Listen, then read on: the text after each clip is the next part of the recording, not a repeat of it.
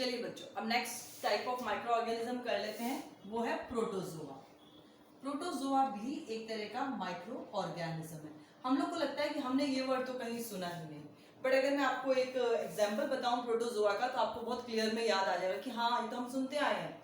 आपने देखा होगा अमीबा, आपने अमीबा सुना होगा। यस, अमीबा जो एक ऐसा ऑर्गेनिज्म है जिसके सुडोपोडिया होते हैं, जो किसी भी तरीके की शेप बना लेता है। इस तरीके का जो ऑर्गेनिज्म होता है उसे हम अमीबा कहते हैं, और अमीबा जो है वो एक प्रोटोजोआन है। प्रोटोजोआ का एक एग्जांपल है अमीबा। चलिए, प्रोटोजोआ जो होते हैं उनके अंदर जो प्रोटोजोआ है उसमें न्यूक्लियस प्रेजेंट होती है, न्यूक्लियस प्रेजेंट होती है प्रोटोजोआ के अंदर, वेल डेवलप्ड न्यूक्लियस प्रेजेंट होती है। उसके अलावा उसमें सेल वॉल एब्सेंट होती है, प्रोटोजोआ में सेल वॉल एब्सेंट है। तो सेल वॉल प्रेजेंट किस में है? बैक्टीरिया, एल्गी, फंजाई, तीनों में सेल वॉल प्रेजेंट है, बट प्रोटोजोआ में सेल वॉल क्या है? एब्सेंट है। सेल वॉल एब्सेंट है, न्यूक्लियस प्रेजेंट है। और प्रोटोजोआ जो होते हैं उसका एग्जाम्पल अगर हम देखें तो उसमें एक तो अमीबा आपको याद रहेगा, हमेशा एग्जाम्पल याद करना बहुत जरूरी है। एक अमीबा, दूसरा पैरामीशियम, पैरामीशियम, और तीसरा एग्जाम्पल जो है वो है यूग्लिना। ये तीन एग्जाम्पल हमें याद रहने चाहिए। एक और बहुत कॉमन एग्जाम्पल है, आप लोग से कोई पूछता है कि मलेरिया किसका, मलेरिया जो डिजीज है वो किसकी वजह से होता है, तो हमारा आंसर होता है मॉस्किटो, फीमेल एनोफिलीज। नहीं, फीमेल एनोफिलीज जो होती है वो मलेरिया के कॉजेटिव एजेंट, जिसकी वजह से मलेरिया फैल रहा है, उसको केवल इधर से उधर ट्रांसफर करती है। इधर से उधर का मतलब डिजीज पर्सन से हेल्दी पर्सन में। लेकिन मलेरिया होता किसकी वजह से? मलेरिया का पॉजिटिव एजेंट होता है प्लाज्मोडियम, प्लाज्मोडियम। और प्लाज्मोडियम जो है वो एक, प्लाज्मोडियम इज अ प्रोटोजोआन, वो एक प्रोटोजोआ है। तो प्रोटोजोआ में आपको 3 या 4 एग्जांपल्स याद रखने होंगे, Plasmodium, paramecium, amoeba and Euglena. Amoeba आप सबको याद है, प्लाज्मोडियम भी याद हो गया होगा, पैरामीशियम और यूग्लिना आपको लर्न करना है। सिंपल है प्रोटोजोआ में। अब बात करते हैं 5वें माइक्रो ऑर्गेनिज्म की। Although it is a micro organism, और लेकिन फिर भी उसको हम प्रॉपर माइक्रो ऑर्गेनिज्म की कैटेगरी में नहीं रखते हैं। आप लोग समझ गए होंगे मैं किसकी बात कर रही हूँ। हम बात कर रहे हैं वायरस की। वायरस जो होता है कितना डेंजरस होता है, ये अभी सब कोविड-19 की वजह से सभी लोग जान गए कि वायरस क्या होता है और वायरस कितना डेंजरस हो सकता है।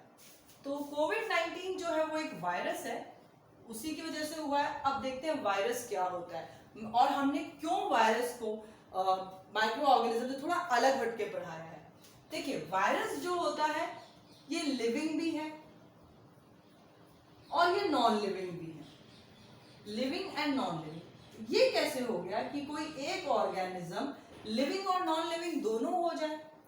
देखिए, वायरस जब तक एटमॉस्फेयर में है, यानी किसी लिविंग बॉडी के अंदर नहीं है, एटमॉस्फेयर के अंदर प्रेजेंट है, तब तक वो नॉन लिविंग है। जब तक वो किसी लिविंग बॉडी के अंदर नहीं है तब तक वो नॉन लिविंग है। और जैसे ही वो किसी लिविंग बॉडी के अंदर चला गया तो उसको हमने होस्ट बोला, जिस बॉडी के अंदर वो वायरस जाता है। तो जैसे ही वो किसी लिविंग बॉडी में गया, वो होस्ट के अंदर गया, वो लिविंग हो जाता है, वो एक्टिव हो जाता है, और वो अपना रेप्लिकेशन, अपने नंबर बढ़ाना शुरू कर देता है, न्यूट्रिशन, अपना रिप्रोडक्शन प्रोसेस, ये सब कंटिन्यू हो जाती है वायरस के अंदर। कब? जब वो एक लिविंग बॉडी के अंदर एंटर करता है। तो ये वायरस को आप क्या बोले, ना तो उसको लिविंग बोल सकते हैं प्रॉपरली, ना उसको नॉन लिविंग बोल सकते, तो उसको हम बॉर्डर लाइन पे भी रखते हैं, उसको हम कनेक्टिंग लिंक भी कह देते हैं कि virus is a connecting link between living and non living. Virus is between a border line पर रहता है लिविंग और नॉन लिविंग के। तो ये वायरस के बारे में बड़ा एक कंफ्यूजिंग सा स्टेट है। चलिए, दूसरी चीज, वायरस जो होता है उसकी जो सेल होती है उसमें सेल वॉल, सेल मेम्ब्रेन जैसा कोई स्ट्रक्चर नहीं होता।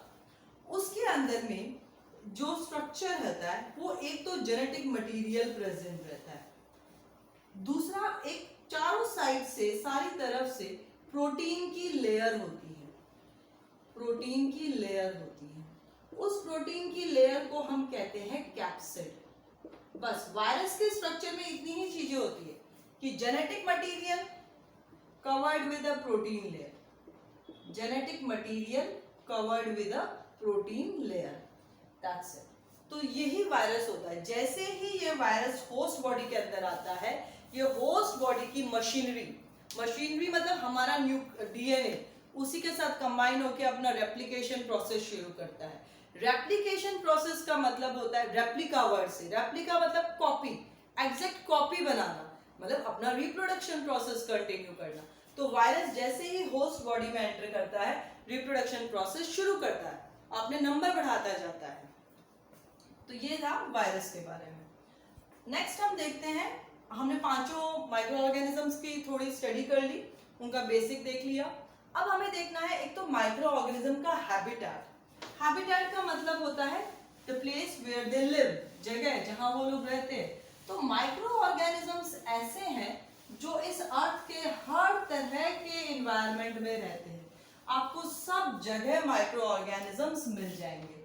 पानी में, यस पानी में रहते हैं, मिट्टी में भी रहते हैं, एयर में भी रहते हैं। तो कहाँ बच गई जगह?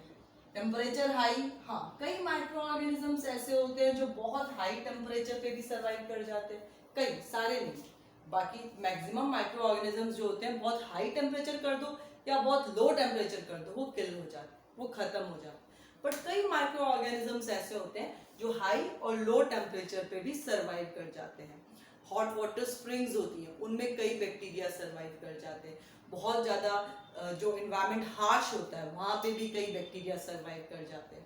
तो ये चीज़ है। तो इनका हैबिटेट क्या है? Everywhere on the earth. Next video में हम देखेंगे माइक्रो ऑर्गेनिज्म के यूजफुल इफेक्ट्स।